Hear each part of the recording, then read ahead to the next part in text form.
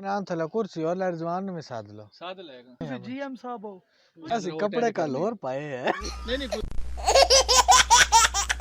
Intro जेड़ा ना किवें कर दो दस दईए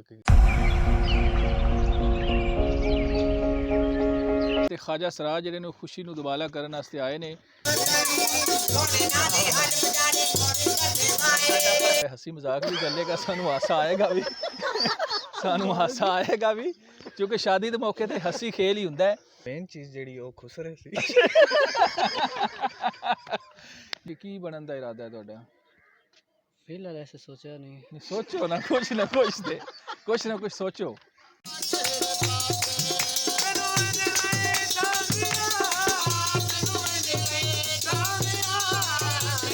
मेन चीज जेड़ी ओ खुसरे सी बीएससी कर रहा जी सो ਤੁਸੀਂ ਗੱਲ ਕਰ ਰਹੇ ਹੋ ਮਾਸ਼ਾਅੱਲਾ ਬਹੁਤ ਅੱਛਾ ਲੱਗ ਰਿਹਾ ਹੈ। सही ਪੰਜਾਬ ਦਾ ਮਾਹੌਲ ਔਰ ਤੁਹਾਡੇ ਜਿਹੇ ਲੋਕਾਂ ਦਾ ਸਾਥ ਬਹੁਤ ਇੰਜੋਏ ਕਰ ਰਹੇ ਹਾਂ। प्रोग्राम क्या करेंगे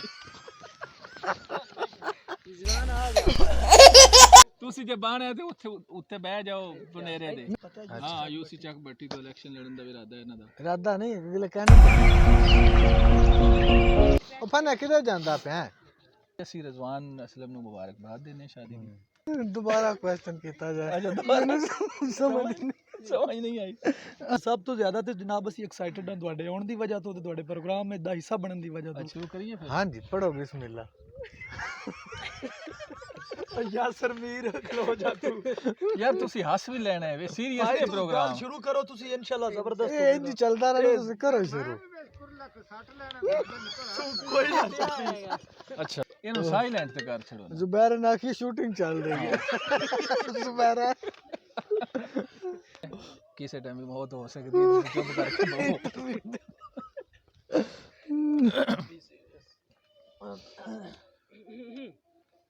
अस्सलाम वालेकुम, आप देख रहे हैं डेली टॉप 2 और मैं हूं आपका मेज़बान मुनाज़र अली। लेकिन माजरत ये प्रोग्राम हमने करना है पंजाबी में, तो उर्दू में बात निकल गई, कोई ऐसी बात नहीं है। ਤੁਸੀਂ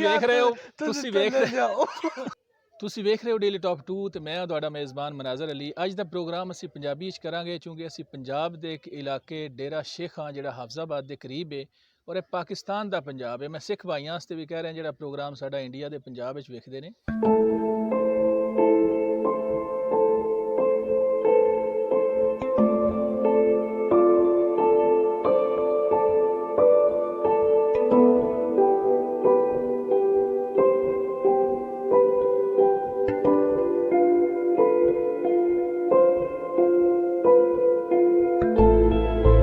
ਦਿਲਚਸਪ ਸਾਰੀ ਸ਼ਾਦੀ ਸੀ ਜਨਾਬ, ਸਪੈਸ਼ਲੀ ਜਿਸ ਟਾਈਮ ਭਾਈਜਾਨ ਦੀ ਮਹਿੰਦੀ ਦਾ ਪ੍ਰੋਗਰਾਮ ਸਟਾਰਟ ਹੋਣਾ ਸੀ। ਅੱਛਾ ਕਮੈਂਟ ਸੈਕਸ਼ਨ ਵਿੱਚ ਜ਼ਰੂਰ ਰਾਏ ਦਾ ਇਜ਼ਹਾਰ ਕਰੋ।